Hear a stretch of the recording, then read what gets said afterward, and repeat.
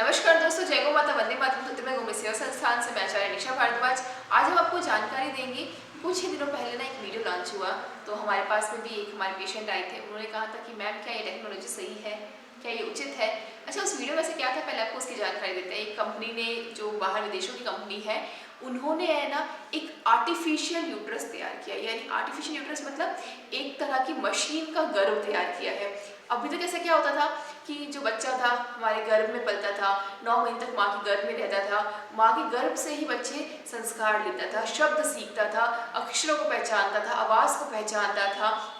सारे पोषक तत्व उसको कहाँ मिलते थे? माँ के गर्भ में मिलते थे।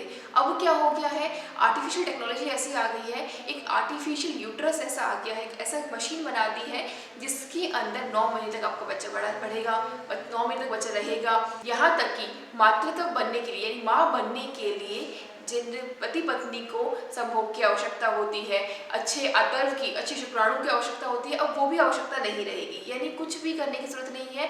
सिर्फ टेक्नोलॉजी द्वारा, अगर शुक्राणु नहीं है, नील है, शुक्राणु की जो क्वालिटी है वो भी नहीं है, मोटिलिटी नहीं है, कुछ भी नहीं है, महिला का आतंक अच्छा नहीं है, गुड क्वालिटी के एग नहीं है, एग मैच्योर नहीं हो रहे, कोई लेना देना नहीं है।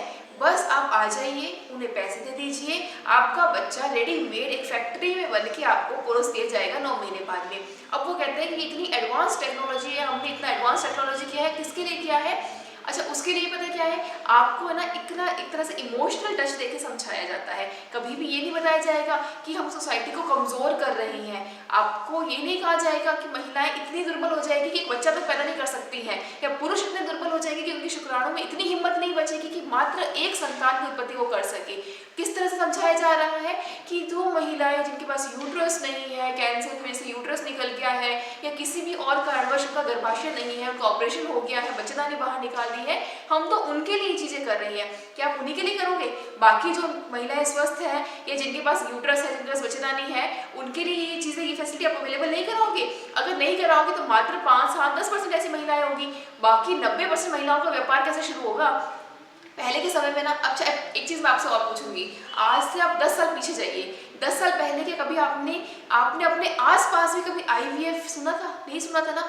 बहुत रेयर, कहीं कहीं टेक्नोलॉजीज में या मेट्रो सिटीज में 1-2 सेंटर थे आईवीएफ के। और आज 10 साल बाद, इस समय जब आप देखोगे ना, हर गांव में, हर छोटे से छोटे शहर में, हर कस्बे में आपको एक आईवीएफ सेंटर जरूर मिल जाएगा। और लोग बहुत फख्र फील करते हैं, बहुत फख्र महसूस होकर वहाँ जाते हैं कि हम आईवीएफ सेंटर जा रहे हैं, कोई बात नहीं, बच्चा नहीं हो रहा, अच्छा आईवीएफ चले जाओ, आईवीएफ सेंटर चले जाओ, वहाँ से आप जो आर्टिफिशियल एम्ब्रियो ट्रांसप्लांट करा दो, उससे कुछ वो जो प्रोसेस रहेगा उससे आपका गर्भ ठहर जाएगा, बच्चा हो जाएगा। जरा सोच के देखिए, हमारी प्रकृति में, हमारे नेचर में कितने सारे योनियां हैं। हमारे ग्रंथों में कहा जाता है कि लगभग 84 लाख योनियां हैं जो अपना शिशु, कम से कम अपना बच्चा तो खुद पैदा करने में समर्थ रखते हैं।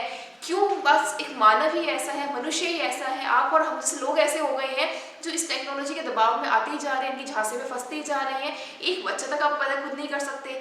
क्यों ऐसा हुआ? क्योंकि इनफर्टिलिटी की समस्या बहुत ज़्यादा बढ़ती गई। इनफर्टिलिटी क्यों बढ़ी? क्योंकि आपका जो डेली लाइफ शेड्यूल है वो बिल्कुल ही खराब हो गया, पूरी दिनचर्या ही अस्त व्यस्त हो गई। अच्छा भोजन नहीं, अच्छी एक्सरसाइज नहीं, योग अभ्यास कुछ नहीं, सबको सब कुछ रेडीमेड हाथों में आना हुआ चाहिए, क्योंकि दुनिया ही ऐसी होती जा रही है। आप कहते हैं हम मॉडर्न टेक्नोलॉजी की तरफ जा रहे हैं, क्या ये मॉडर्न टेक्नोलॉजी है? खुद सोच के देखिए। वो लोग कह रहे हैं कि जो आपका मशीन में बच्चा तैयार होगा ना, उसका आप रंग रूप डिसाइड कर लेना, उसके आप बालों का कलर, स्किन का कलर, फीचर्स, ये सब कुछ आप ना खुद डिसाइड करके रख लीजिएगा। आप बच्चा पैदा कर रहे हो कि रोबोट खरीद के ला रहे हो मशीन से, कि सब कुछ जो आप कहेंगे लिख के देंगे, जो मैनुअल होगा उसी के अकॉर्डिंग उसके अंदर सारे फीचर्स डाल दिए जाएंगे और वो आपको परोस दिया जाएगा 9 महीने बाद। जरा सोच के देखिए, अगर ये चीज़ इतनी अच्छी होती, अगर ये सब चीज़ें इतनी अच्छी होती तो सबको ऐसे कर देते, सारी योनियां ऐसे कर सकती थी ना। सिर्फ मनुष्य के साथ ही ऐसा क्यों हो रहा है? क्योंकि आपको झांसे में लिया जा रहा है। आप नेचर के अगर अगेंस्ट जाओगे, जहाँ जहाँ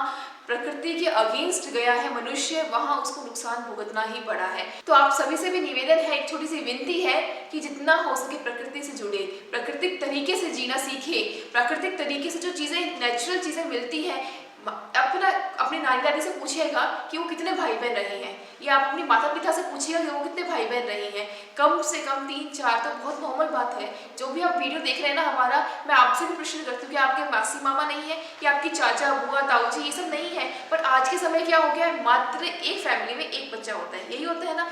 वो भी आप खुद नहीं पैदा कर सकते, वो भी आप IVF जाते हैं, और अब तो IVF भी फेल होने लगे हैं। अब जो कंडीशन है वो इतनी ज़्यादा, वो कैसे दर्द नहीं हो चुकी है कि लोगों के IVF तक फेल हो रहे हैं। मतलब जो एम्ब्रियो है, जो महिला का अंग और पुरुष का शुक्राणु मिला के फर्टिलाइज्ड होकर जो एम्ब्रियो बनना था, वो भी मशीनों बना के आपकी बॉडी में ट्रांसप्लांट कर दे। लेकिन आपके शरीर में इतनी हिम्मत नहीं बची है कि उस एम्ब्रियो को भी आप एक्सेप्ट कर सको, उस एम्ब्रियो को भी आप बड़ा करके एक बच्चे का रूप दे सको। वो भी जो बच्चे होते हैं ना, एम्ब्रियो जो डालते हैं ना, वो भी डिस्पैच होकर बाहर निकल जाते हैं। इतनी बुरी कंडीशन आपकी हो चुकी है, आपके शरीर की हो चुकी है, आपके स्वास्थ्य की हो चुकी है, तो आपने अपनी क्या हालत कर दी है, आप खुद सोच के देखिए। लेकिन आज भी कई लोग ऐसे हैं जो इसको बहुत महान समझते हैं कि हमारे पास खूब पैसा है, हम IVF करा देंगे, हमारे पास खूब पैसा है, हम सरोगेट मदर ढूंढ लेंगे। सरोगेसी भी आजकल बहुत ट्रेंड में है। अपना बच्चा अपने घर में नहीं, किसी और के घर में पल जाएगा, 9 महीने वहाँ पल के हमारे हाथ में आ जाएगा।